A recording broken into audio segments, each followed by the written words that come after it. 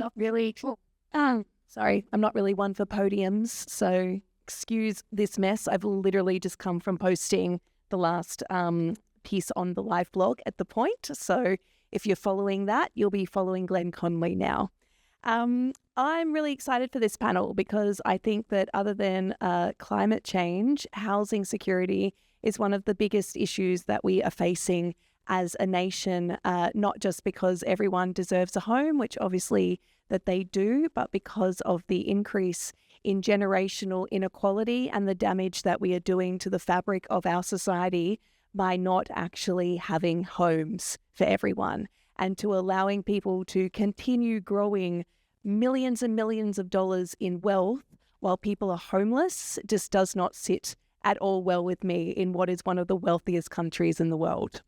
So I would love to introduce our speakers for this. We have Josie Lee. Josie Lee is the Policy and Advocacy Lead at Oxfam Australia and has 20 years in advocacy and policy development on justice issues, with a particular focus on climate justice and First Nations justice. Maiy Azize, who's the national spokesperson for Everybody's Home, which is a campaign to try and fix our housing crisis. She's done incredible work around Airbnbs and what a lot of the temporary accommodation is doing to Australia. And the reckless and irresponsible Jordan van der Lam, who you may also know as Purple Pingers, who has recently drawn the ear of Liberal Senator James Paterson for daring to suggest that perhaps billionaires should not exist. So I'd like to invite them down to our panel.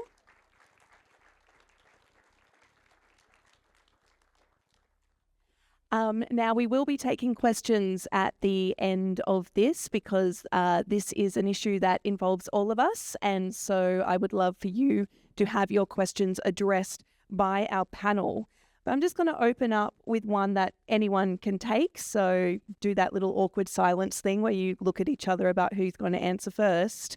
What are we doing in housing? Mind if I start? Go for it. I think it's a great question and it's a great place to start, because one of the pet peeves that I have is hearing people say that the government isn't doing anything on housing. We're in the midst of a historic housing crisis. Why isn't the government doing something? The government is taking a lot of action. It's taking exactly the wrong kind of action. And this is where Australia's housing crisis comes from. So Australia had a long period where homes were affordable to rent and to buy. And back in that era, the government had a fairly sensible approach to dealing with housing affordability, like other countries, comparable countries. The government built homes and then rented them to people and also sold them to people. And that is a really, really big part of why housing was affordable in Australia for a very long time. At the high point in 1956, about 1 in 4 new builds in Australia was being built by the government. And right up until the early 1980s, about 1 in 3 renters in Australia was renting from the government. And that's really, really important, because when you look around the world at the countries that have either turned their housing crises around or managed to avoid having a housing crisis altogether, they are countries where the government is a major supplier of housing. There is not a country in the world that has fixed their housing crisis without the government playing a major role in housing supply. What we saw in the 70s, 80s and 90s was that approach completely flipped on its head. So the government massively stepped back from providing housing. It was seen as a problem to solve that there were so many people living in public housing who were working. So there was a big poverty inquiry in 1975, and there was a chapter on housing, and a big part of it was about how it's really poorly targeted. There are all these working people in public housing. They shouldn't be there. And we saw the government introduce things like Commonwealth rent assistance, really step back from providing public housing. And we saw negative gearing formalised in 1987. We saw the capital gains tax discount introduced in the late 1990s. And so what we see now is the government actually spends an enormous amount of money on housing, an enormous amount of money on housing, in the order of between $13 and $15 billion a year, depending on when you look at it. And it's the capital gains tax discount, it's negative gearing deductions, and it's Commonwealth rent assistance they spend a fraction of that building homes. So that's what the government is doing. And Jordan, Menzies wanted to turn us into a nation of little capitalists. What's been the result of that? He did a good job, I guess. Yeah, it looks great. There's I don't even know where to start. Been talking about this since 2021. It's certainly not gotten better. But also, to jump back to your previous question, you asked what the government's doing. And yeah, as Maiy said, heaps. The Victorian Labor government is demolishing every single, 44 towers of public housing in Victoria. The federal government's introducing policies that'll increase the price of housing for everyone else. And Labor governments all over the rest of the country are privatising public housing. So yeah, they are doing heaps and heaps and heaps. And it's all terrible. And Josie, how do you see what the governments are doing in housing? And you've also said that our tax system is fueling inequality. What do you mean by that? Yeah, so Oxfam is obviously not a housing agency, but our core business is focusing on inequality. And what we're seeing today is a system in Australia where we're failing to tax wealth, and we're giving a lot of concessions and tax breaks to people who and that disproportionately benefit people on the highest incomes. So I could talk to you about the capital gains tax for a moment. We love that. So there's a couple of problems with this tax. Firstly, it's 85% of the benefit of the capital gains tax goes to the wealthiest 10% of people. The tax discount, my apologies, to the wealthiest 10% of people. 50% of the capital gains tax discount goes to just 24,000 people who earned over $1 million. So these people are on average $271,000 better off because of this discount. So this is a tax discount that is really driving inequality, but that's not all it's driving in Australia. It's driving the housing crisis. Negative gearing and the capital gains tax work together to really incentivise looking at property as an investment rather than a home. And it's been driving up prices. And I think ACOS and Australia Institute have done a lot of research to show the kind of mutually reinforcing impact of these taxes have had on driving up housing prices. So if we really want to tackle the growing inequality problem in Australia, but also the housing problem, scrapping capital gains tax discount would be a critical place to start. And if the government did that last year, they would have saved about $22 billion. So it's a winner if we want to address some of these big problems today. As senior economist at the Institute, Matt Grundoff often says property speculators are literally betting on the housing market continuing to go up because that's how they make their money through the capital gains tax. Negative gearing, you have to make a loss in order for you to receive the tax benefit. Whereas capital gains, you need your property to increase in value extensively in order to cash in as a property speculator. It seems so easy to tackle as an issue. It's out of control. We knew as early as 2004 that it was having a terrible, devastating impact on housing prices. John Howard received a submission from Treasury, which basically said, yeah, things aren't going great. Maybe you should look at this. And he just was like, well, no, because all my battlers won't vote for me if their property prices suddenly drop. We now know that their grandchildren can no longer afford to buy houses, and increasingly older Australians who do not have home ownership or do not have large retirement savings and super are also being completely priced out of the market. So Maiy, why is it so difficult to shift the population on things like capital gains tax discount in particular? I'm not sure that it's as difficult as we think it is. In my capacity as spokesperson for Everybody's Home, we've commissioned polling quite a few times, but we've seen polling come out quite a few times over the past couple of years. Guardian Essential has done several polls on which measures are most supported to tackle the housing crisis. There's been research from Galaxy, and it's really consistent. You either have about half of the population supporting it, or close to half, and you've only got about 15% of people who really consistently oppose, and you have other people who are sort of open to it, which is pretty amazing actually, when you consider we've had like no national leadership from either major political party for the past couple of years. Imagine how much more support we could have if we actually had some leadership.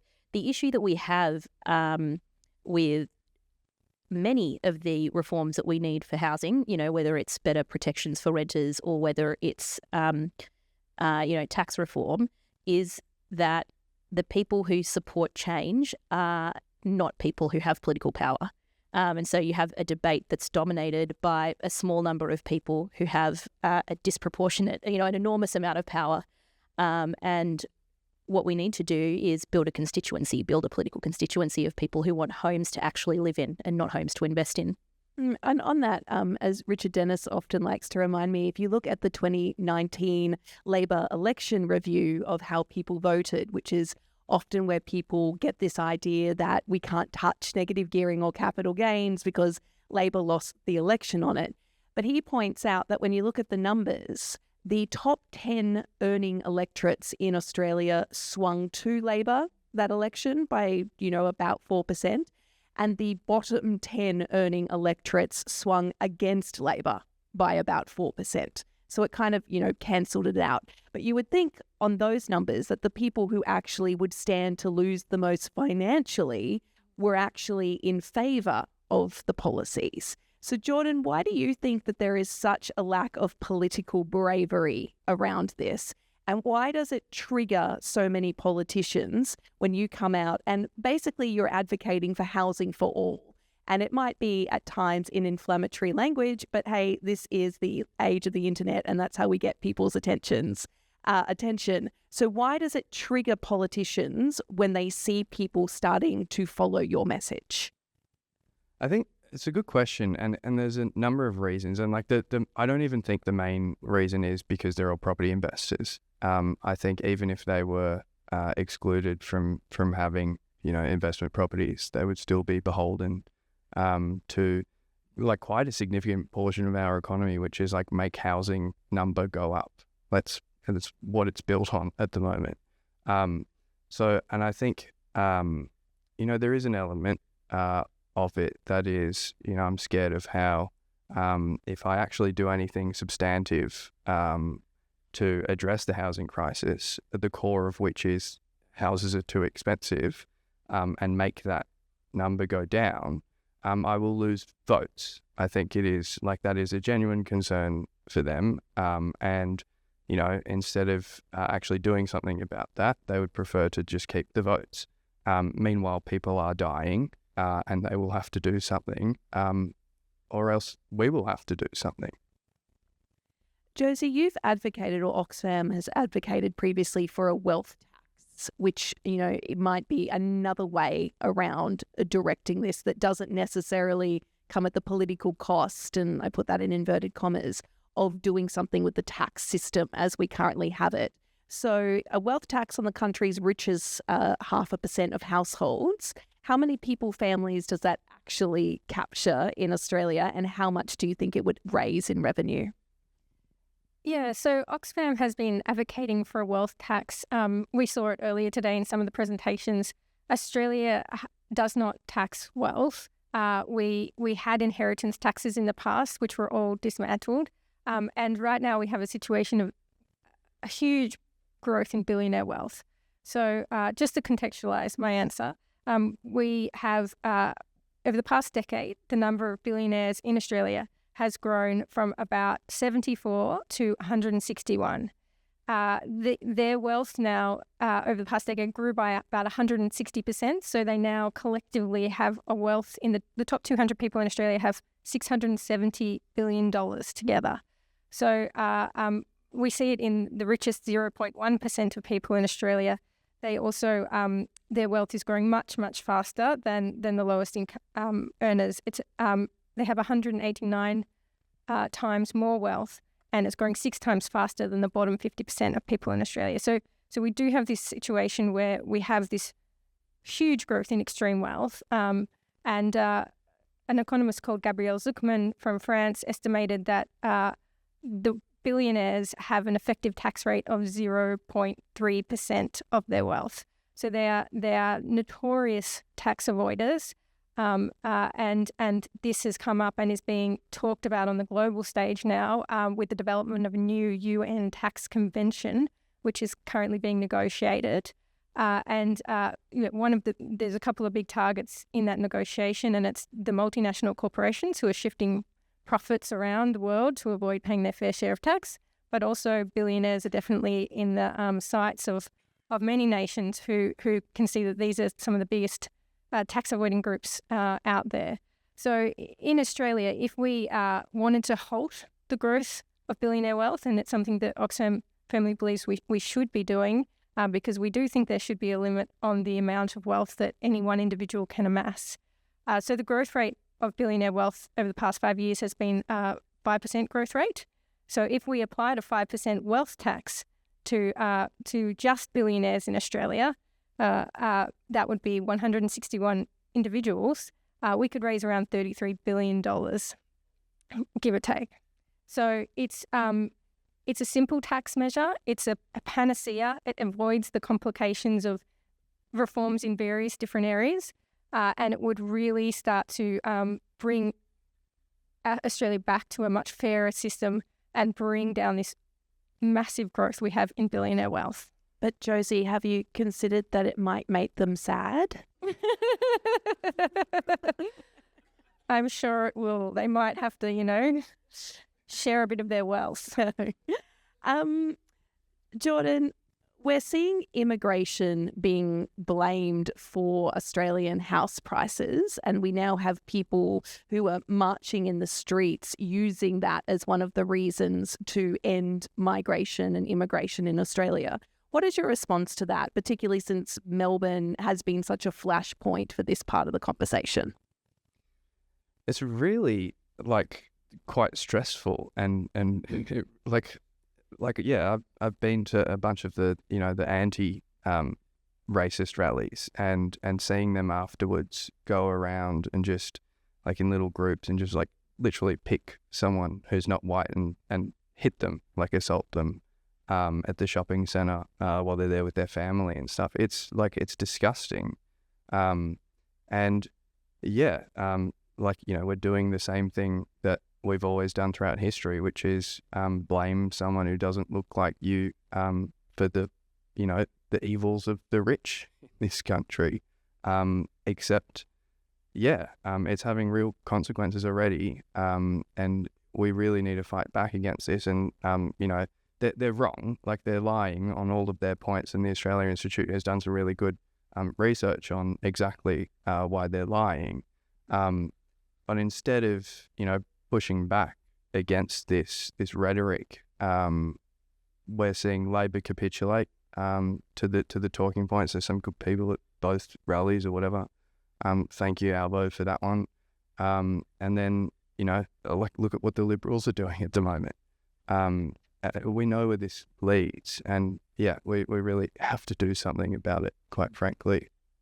And Maiy, why do you think so many people are open to the message about being angry about migration and population growth, but not about the number of empty homes or even, temporary rentals and holiday rentals like Airbnbs?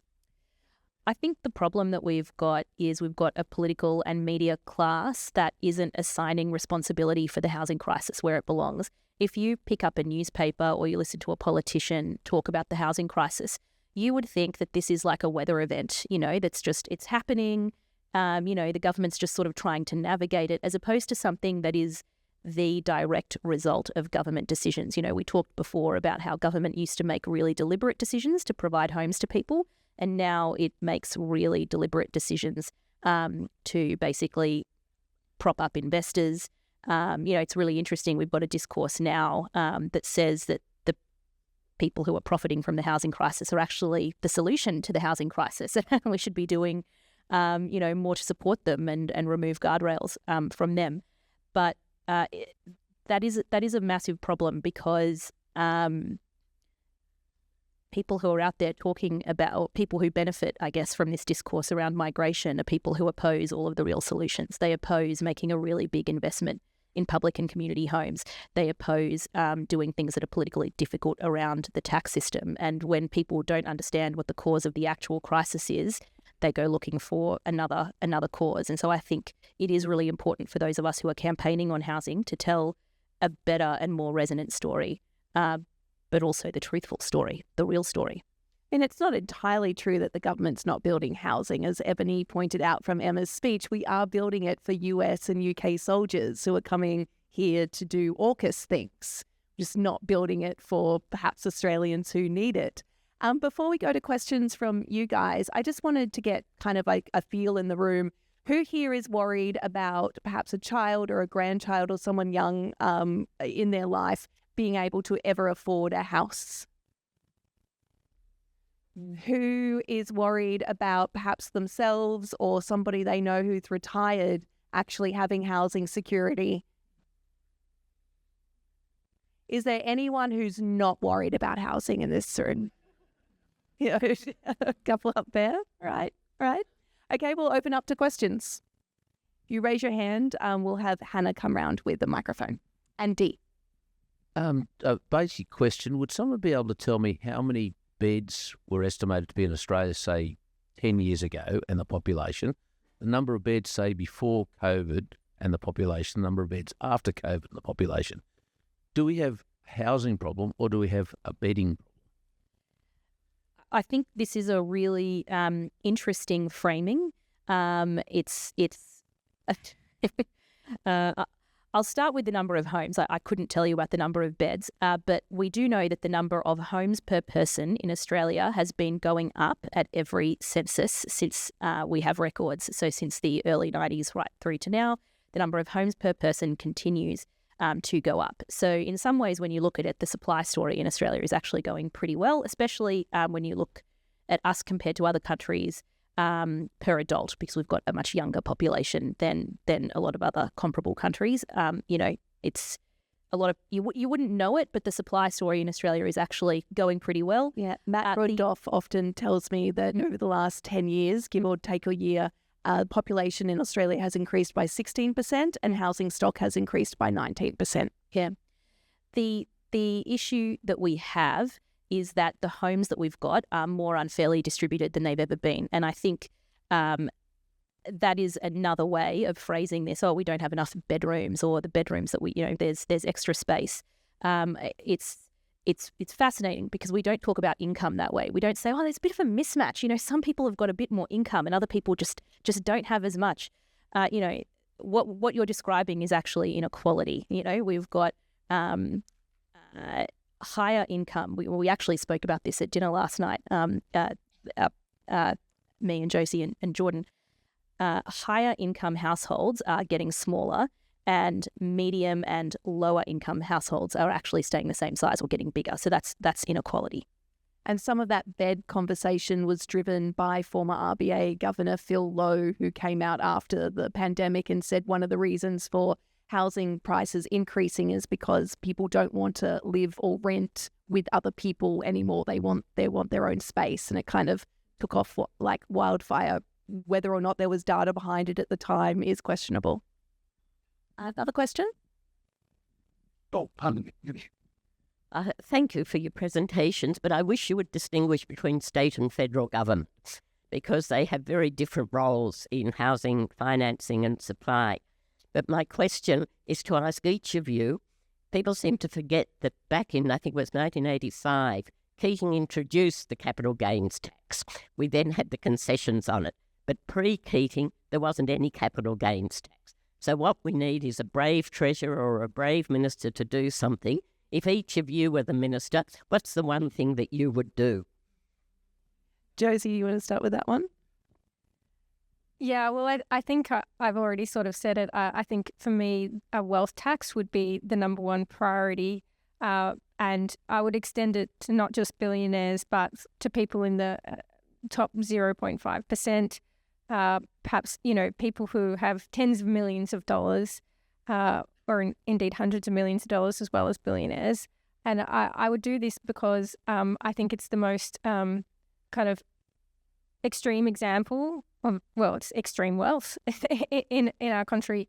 I don't think that any one person should have hundreds or thousands of times, more wealth than an average person.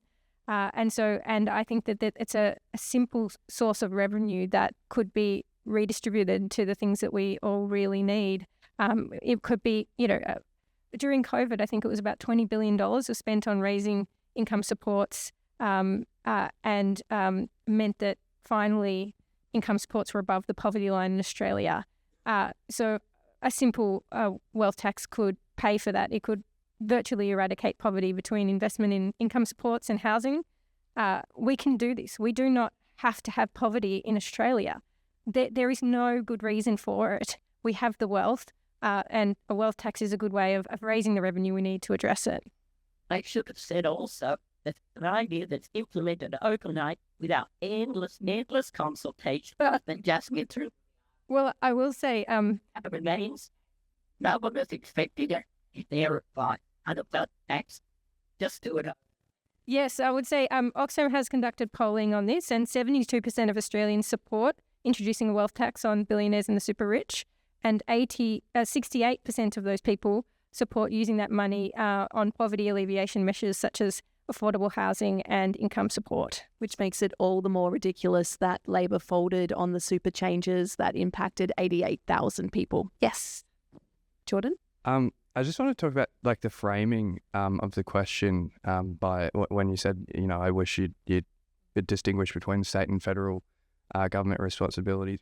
They're already doing that. They're already telling us like, oh, that's a state responsibility from the federal government. Local councils are being like, oh, that's a state responsibility. And the state government's like, oh, the federal government's not giving us any money, so we can't do anything. All three levels of government can do something, and none of them are doing anything. Like local councils can ban Airbnb's short stay accommodation, change planning regulations so that like any big developer or development has, a percentage of it be public housing that private developers have to pay for. State governments can do a whole, like most stuff actually. And the federal government, like we can delegate responsibilities to the federal government. Victoria just did it with our industrial manslaughter or like work, like wage something or other. We can do that, and we have done it in the past. Like all three levels of government can actually do something. And I guess putting aside the question of what a socialist taking up a ministerial position and running capitalism, if I were to do that, I would definitely wouldn't stop at one thing. I'd hope if that ever came to be, we'd be well past the, getting rid of the capital gains tax discount and all that kind of stupid stuff. But I'd be really keen to seize empty homes and redistribute them. And if we're not at that level, perhaps just tax them heaps, build public housing, freeze or cap rents or whatever. There's just so much we should do. And like from a tax perspective, like not only should we not give people who rely on building their own wealth by exploiting others tax concessions, we should be taxing them punitively, like heaps more, because it's evil what they're doing. They're exploiting others for their own wealth. I was talking to someone recently who's having to look for a new rental property in the Canberra market, which is just, the seventh circle of hell for anyone who's had to do it. And the reason that they're having to move is because they have young children, and there's currently vines growing into the living room of the rental property that they're in.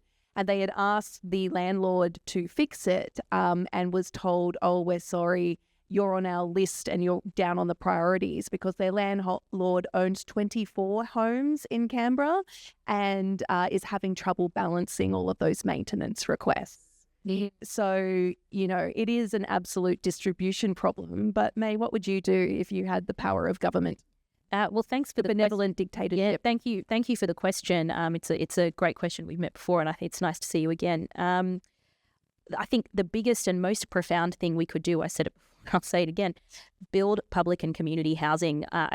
There is no country in the world, I really cannot stress this enough, that has fixed housing without the government becoming a supplier of housing, a major supplier of housing. They might do it in different ways. There are different models, but that is the common denominator. And, to speak about the distinctions between different levels of government, the most profound change that we've seen in the past couple of decades has been the federal government stepping away from funding homes and deciding it's other people's responsibility. When you look at the amount that the government spends per person providing housing, it has plummeted since the early 80s. It is the most profound change that we've seen, and a lot of the other changes that we've seen, state governments selling off, outsourcing, tightening eligibility criteria, all of that is in response to the scarcity. Another question?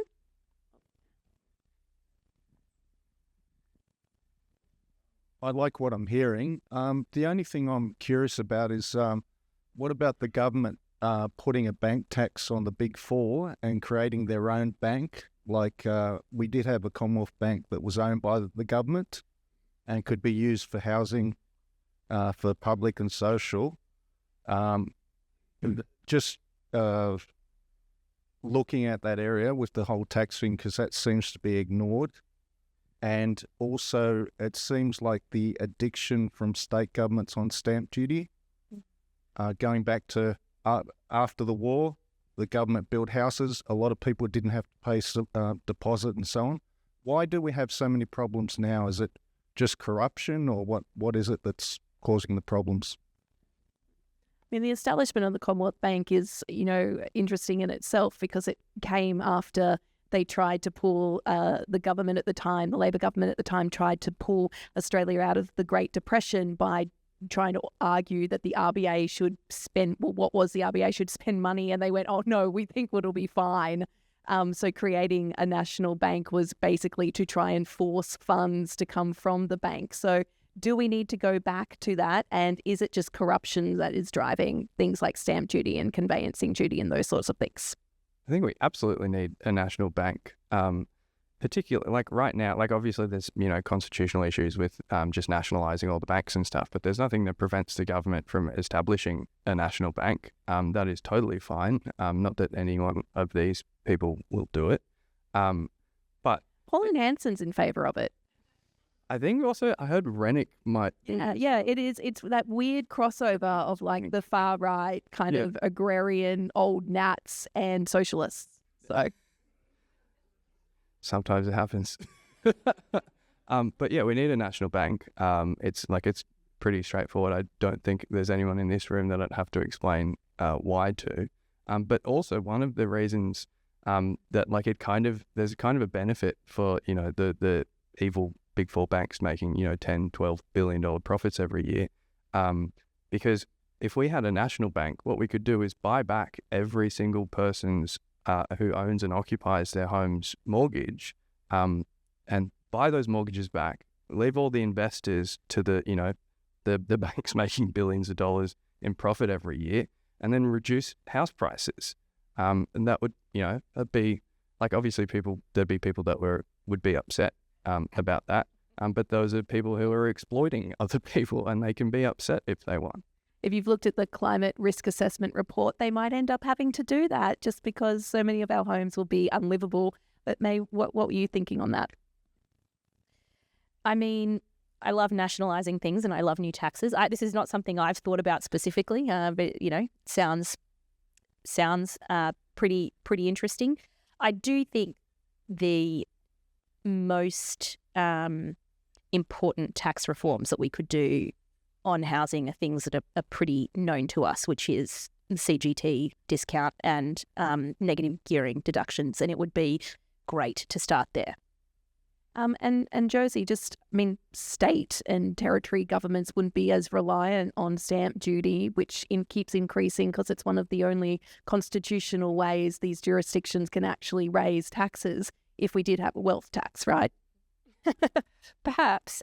Stamp duty is an interesting thing that we haven't talked about much, but does have a role in the housing crisis as well, because it is a real barrier to people downsizing. So people stay in their family homes when perhaps they could downsize, and that has a role in some of the wealthier people having many spare rooms, and perhaps so the case for reforming stamp duty is very strong, I think, and would also have benefits for state governments over time in terms of the revenue benefits, but is just something that's a little bit of a tricky transition, and so many they're reticent to do it. But I think there's also been some evidence to show it would benefit inequality as well as housing issues as well. So it's something to consider. Just on the banking issue, I did want to say that our banking sector in Australia is a highly concentrated sector, very non-competitive. It has one of the highest profit rates of any industry in Australia, or indeed globally, the banking sector compared to other banking industries in other countries. And it is a prime example of why something like a super profits tax would be really effective and important in the Australian context, because it's not just our duopoly of supermarkets. Essentially, there are a number of sectors, and mining is probably another one, and banking, where we really we have excess profits going to a small number of very non-competitive industries, and where a super profits tax would be critically important to balance the scales. I was going to say, if only there were a few industries that we could tax so that states and territories wouldn't be so reliant on stamp and conveyancing duty. I think we've got time for one more question, so I will leave it. I've got a mic up here. Hi, I'm Tara Rome. I might be the only homeless person in this room, and I live below the poverty line. And for this panel, I attended the Revenue Summit. Thank you very much for all the efforts that are being put into helping housing. But I'm wondering what effort and what tax is being put towards helping the homeless, people living in their cars, like myself, tents under bridges, in the interim while we wait for this fairy tale to happen.